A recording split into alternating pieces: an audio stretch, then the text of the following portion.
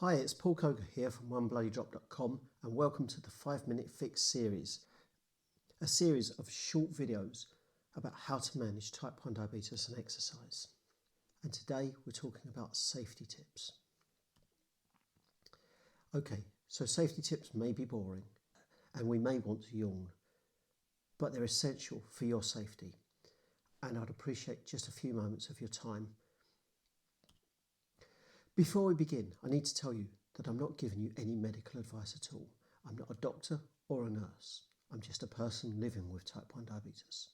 So you must seek appropriate advice from your healthcare professionals on whether it's safe for you to exercise and on any adjustments that you wish to make to your diabetes management.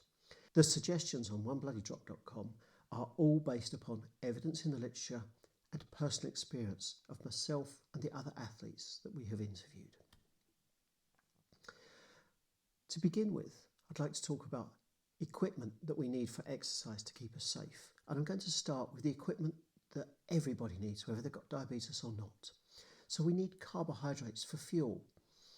And that might be taking a packed lunch with you if you're out walking in the hills for the day, or some cake with you if you're riding on a bike, or perhaps it's some gels if you're out running. Whatever it is, it needs to work for you.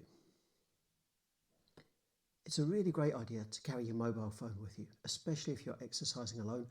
Now, I appreciate it's not necessarily possible if you're out swimming, but keeping your mobile phone close at hand, in the locker, in the gym, it just means that we can call for help. It's really important that we have water or an isotonic drink to help us to keep hydrated. And for people with type 1 diabetes, this is even more important because being hydrated means that the insulin flows around faster and so does the glucose. Of course, appropriate footwear is essential. And so is appropriate clothing. So you wouldn't go out and run a half marathon in a pair of wellies and a raincoat, but you wouldn't go and climb a mountain in a pair of high heels. So additional items that people with type 1 diabetes should consider carrying with them when they exercise. We should always consider having fast-acting carbohydrates, hypo-treatments available with us or close at hand when we're exercising. This should be things like jelly babies or dextrose sweets, things that are going to be rapidly absorbed and are very low in fat. We should have medical ID with us, whether that's a bracelet or a necklace or a medical card, or perhaps it's even the in case of emergency setting on your mobile phone. Of course, blood glucose monitoring equipment is essential. If you're carrying your mobile phone and you've got a Freestyle Libre or a Dexcom or some other continuous glucose monitoring device, you might consider that that's appropriate. Others may not feel so comfortable and may want to carry their blood glucose meter too. I think it's also important that we carry insulin with us. We may not need our insulin while we're exercising, but plans change. You can't always be sure that you're going to get back home. So having your insulin pump on during exercise is generally recommended, and having insulin pens nearby, especially for that post-exercise blood glucose spike. And we're going to talk about that more later. So blood glucose levels that say stop. None of us want to be in a position where our diabetes stops us from doing anything. But sometimes, sadly, that does happen. And there are some low blood glucose levels that say stop.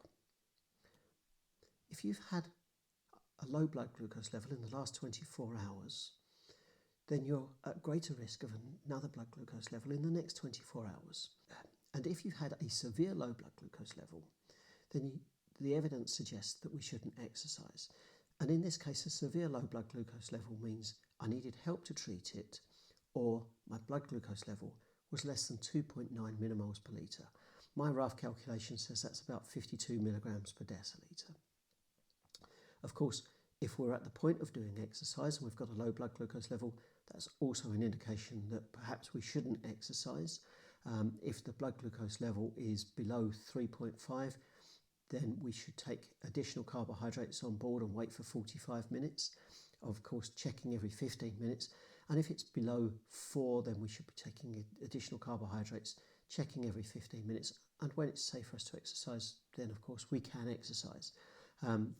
bear in mind that if you've been below 2.9, you probably shouldn't exercise today. There are also some high blood glucose levels that suggest that we should stop. And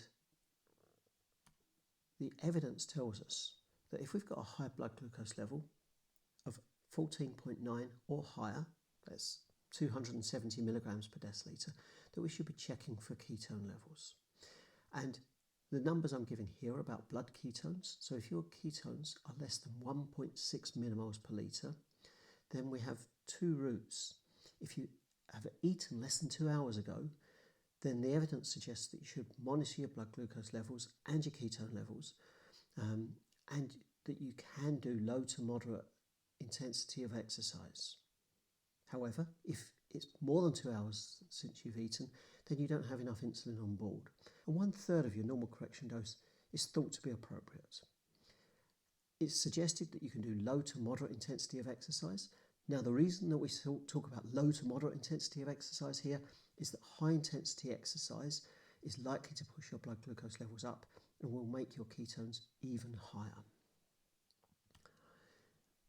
If you have a blood glucose level higher than 14.9, 270 milligrams per decilitre, and your ketones are more than 1.5 millimoles per litre, the evidence suggests that you should not exercise today and that you should follow your sick day rules. And you'll need to speak to your healthcare provider if you're not sure what your personal sick day rules are.